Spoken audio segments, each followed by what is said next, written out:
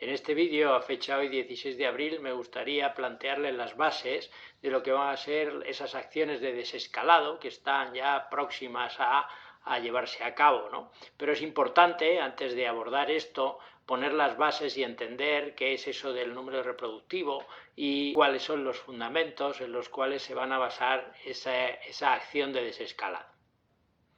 Voy a hablarles inicialmente un pequeño repaso de los conceptos vistos en los vídeos anteriores, en qué consiste el número reproductivo básico, qué es eso del R0 que él está contando de vez en cuando en televisión y que es importante que conozcamos.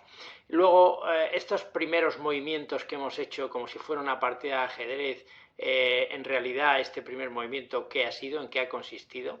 Vamos a hacer una pequeña comparativa con otros países de ese primer movimiento. Algunas cuestiones que dicen y que aparecen mucho en prensa, en televisión, sobre el coronavirus y que son impactantes y que a veces nos pueden llevar a conceptos erróneos. Y otra cuestión importante, y es que a estas alturas, después de casi 5 semanas de confinamiento, lo que tenemos que tener es un pensamiento positivo, ¿no? Y en ese pensamiento positivo pues voy a darles algunas ideas que a mí me ayudan a estar más optimista. Con respecto a las ideas principales que hemos visto en vídeos anteriores, solo 6 ideas. Primero, que el gobierno y el ciudadano tienen objetivos similares, pero con intereses posiblemente o prioridades cambiadas, que la expansión del virus es de tipo exponencial, que ante todo lo importante es encontrar una vacuna y que hay mecanismos que nos permiten estar aislados e intentar que no aumente ese contagio, que afecta a la población de manera diferente, tanto a los pequeños como a los ancianos, de forma diferente, y sobre todo esa carga viral en la cual pues no es lo mismo estar expuesto a un número de virus que nuestro sistema inmune pueda manejar que a otros que a lo mejor sobrepasa esa posibilidad, y que el virus en superficies diferentes pues tiene supervivencia también diferente, y es importante tenerlo en cuenta. Y vamos a meternos con ese número reproductivo básico R0, ¿no? Se basa en el modelo de Kermax y McKendrick, que es muy sencillo de entender. Resulta que la población total será igual a la población susceptible de ser infectada, más los infectados, más aquellos que se han recuperado. Claro, el total, los tres, o puedes estar infectado, o estás infectado, o ya te has infectado, ¿no? Bueno, pues ese sumatorio de los tres nos daría la población total. Pero claro, los infectados van aumentando con una tasa de transmisión y los recuperados se van recuperando con una tasa de recuperación, pues que es diferente. Lo mejor de todo es que la tasa de transmisión sea más pequeña que la tasa de recuperación. Entonces, cuando estamos hablando de ese índice o número reproductivo básico, R0, lo que se establece es una relación entre la tasa de transmisión y la tasa de recuperación. Si este denominador es lo suficientemente grande, más grande que el numerador, pues resulta que conseguiremos un número reproductivo menor que la unidad. Por eso cuando nos dicen en televisión, no, es que ese R0 puede ser menor que 1, ¿qué quiere decir? Pues que nos estamos recuperando más rápido que la transmisión del virus. ¿Esto quiere decir que ya nos hemos cargado la epidemia? Pues no quiere decir eso todavía, desgraciadamente, pero sí es una buena noticia el que lleguemos a rangos de R0 menor que la unidad. Imagínense ustedes, en el momento inicial, pues resulta que tenemos un número de personas susceptibles a ser infectados muy grande. Por tanto, bueno, pues esa tasa de transmisión pues será elevada, ¿no? Cada persona puede contagiar a 2 o 3 dependiendo del número de días. Pero si estuviéramos en la fase final, pues resulta que los recuperados serían muchos y la población susceptible sería poca. Y además nos daríamos cuenta que estos recuperados, que pueden ser también posiblemente o vacunados en un momento más adelante, pero ahora no tenemos vacuna, pues es que su propio sistema les ha hecho que sean inmunes, pues resulta que disminuyen y se corta esos árboles de transmisión en los puntos en los cuales nos encontramos con personas que ya son inmunes. Entonces esto significa que en la parte inicial la tasa de transmisión tiene un valor y en más adelante, casi acercando al final, pues tiene otros valores más pequeños, ¿no? Entonces esa tasa de transmisión se modifica a lo largo de la epidemia, conforme va creciendo la población que ya está recuperada y disminuye la que es susceptible. Nos podríamos preguntar ahora si con los datos que tenemos actualmente podríamos conocer el R0. Pues claro, si sabemos cómo es esos contagios que tenemos ahora y estamos midiendo los contagios día a día con test, si sabemos cuál es la tasa de recuperación y podemos estar viendo cómo se recuperan aquellos que están infectados, pues podríamos intentar calcular el R0, ¿no? Es decir, esa relación entre la tasa de transmisión y la tasa de recuperación.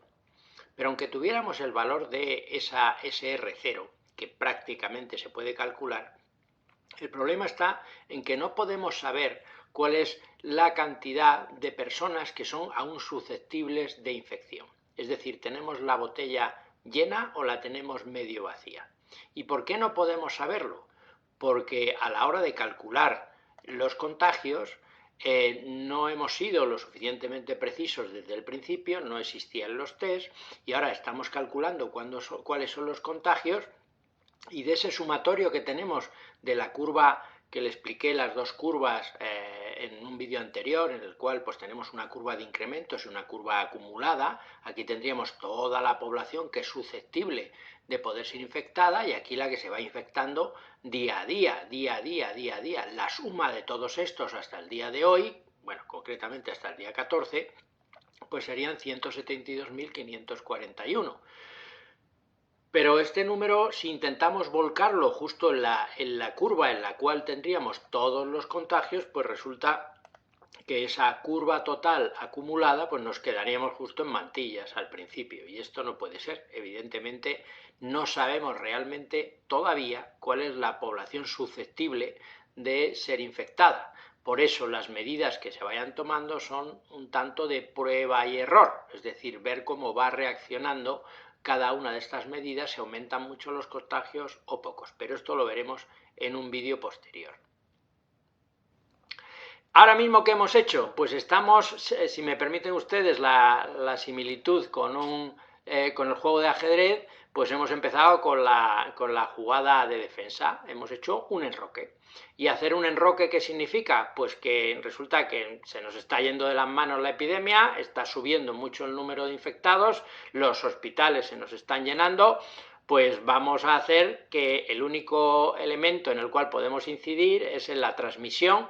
Pues vamos a hacer que la gente esté en su casa y estando en su casa vamos a reducir la transmisión y vamos a buscar esto del aplanamiento de la curva, que no es otra cosa que esa población susceptible, vamos a encerrarla, que no esté en la calle para que no se infecte, pero sigue siendo susceptible. Cuando salga, y es lo que veremos en próximos vídeos, pues resulta que podemos caer justo otra vez en ese levantamiento y en esos picos de infección.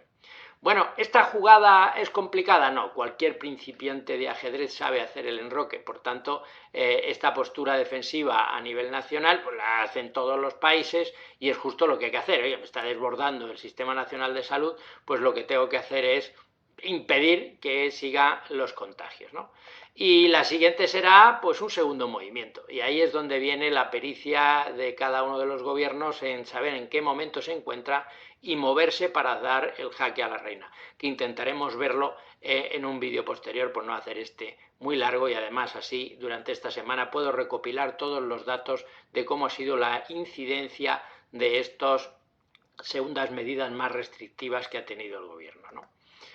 Y comparando con otros países, ¿cómo vamos? Bueno, para que entiendan ustedes esta gráfica se ha hecho entre varios países y se ha intentado poner el mismo origen de tiempo, aunque en España, en Italia, en el Reino Unido no ha habido el mismo origen de tiempo, pero sí se pone la gráfica en el mismo origen para que podamos ver la diferencia de la pendiente. Y además no tenemos la misma población en Italia, en España, en Reino Unido, en Madrid, ¿no? Entonces, vean ustedes, por ejemplo, esta sería la curva de incidencia de contagios en Madrid, comparada en general con la de España, en rojo, en gris con la de Italia y en amarillo con la del Reino Unido. Esto quiere decir que el despegue que hemos tenido en Madrid ha sido bestial en comparación con el resto. Es decir, que no se han tomado las medidas, además, no solo no se han tomado las medidas, sino que casi parece que inicialmente estábamos potenciando el contagio. Entonces, de ahí viene ese disparo. Entonces, el enroque, ¿cómo ha ido en estos primeros momentos? Pues mal. O sea, nosotros en España pues lo hemos hecho peor el enroque, lo hemos hecho en un momento diferente al que lo están haciendo otros países como el Reino Unido o como puede ser Italia. Algunas cuestiones que dicen del enemigo y que a mí pues me chocan, ¿no? Por ejemplo, tenemos que entender el comportamiento del virus, ¿no? Dice, pues encima el virus tiene comportamiento. Cuidado, que esto puede ser complejo, ¿no? Y el virus, la estrategia del virus, encima plantea estrategia. Esto quiere decir que piensa. Y no solo eso, no solo piensa, sino además tiene mala leche, mala voluntad. Se ceba con los mayores. Luego, pues se imagina uno un monstruo con capacidad de pensar y buscándonos a ver quién es el más débil, ¿no? Bueno, pues analizando el monstruo tiene una envoltura que en realidad no tiene nada más que una glucoproteína alrededor que le protege y que puede ser a lo mejor más resistente en el caso del coronavirus, y un núcleo. Si se carga uno la envoltura, pues se acabó el virus, ¿no? Bueno, pero lo que pasa es que es resistente. Entonces, ¿cómo podemos definir a este monstruo que se ceba con los mayores, que tiene estrategia y que encima tenemos que analizar su comportamiento? Pues en realidad es que no es otra cosa que un parásito, y un parásito oportunista. ¿Oportunista de qué? ¿Quién le da oportunidad? Él no tiene ninguna oportunidad porque no salta, ni busca, ni tiene ojos, ni tiene brazos, ni tiene cabeza, ni piensa. La oportunidad se la damos nosotros. Lo único que tiene es una envoltura resistente y un eficacísimo mecanismo de réplica. Se replica siempre, cuando entra con otras sustancias, se pone, pum, se replica y resulta que está invadiendo todo, y como es un microorganismo, pues no lo vemos. Lo que tenemos que hacer es no darle oportunidad, ¿no? Entonces, pero él no está buscando la oportunidad, él no se ceba con los mayores. Lo que pasa es que los mayores pues están más debilitados según su edad o su enfermedad, etcétera, y hay algunos jóvenes que también, ¿no? Entonces ese puede ser un problema, pero tengamos en cuenta que envoltura resistente y mecanismo de réplica son los dos elementos fundamentales. ¿Y cómo hacemos que su envoltura sea menos resistente? Pues atacándole con jabón, y en el momento que disolvemos esa glucoproteína que tiene en la envoltura, pues se acabó el coronavirus, ¿no? Y además, pues la temperatura también le va a afectar.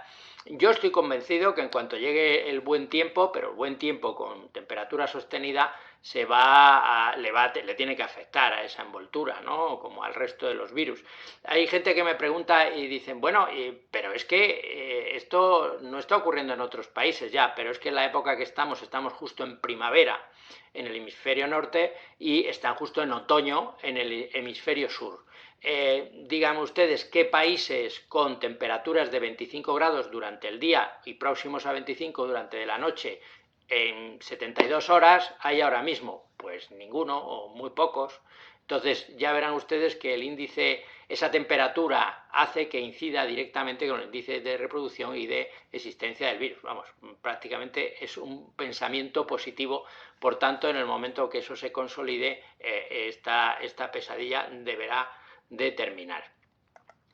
Y otra cuestión importante, que el virus entra solo en mucosa, no entra ni por la piel ni nada. Entonces, por eso la mascarilla es fundamental, porque lo que hacemos es protegernos de que pueda entrar pues por nariz, por boca, y los ojos pues con gafas, pantalla, etcétera, procurando que no nos caiga nada húmedo en los ojos, ¿no?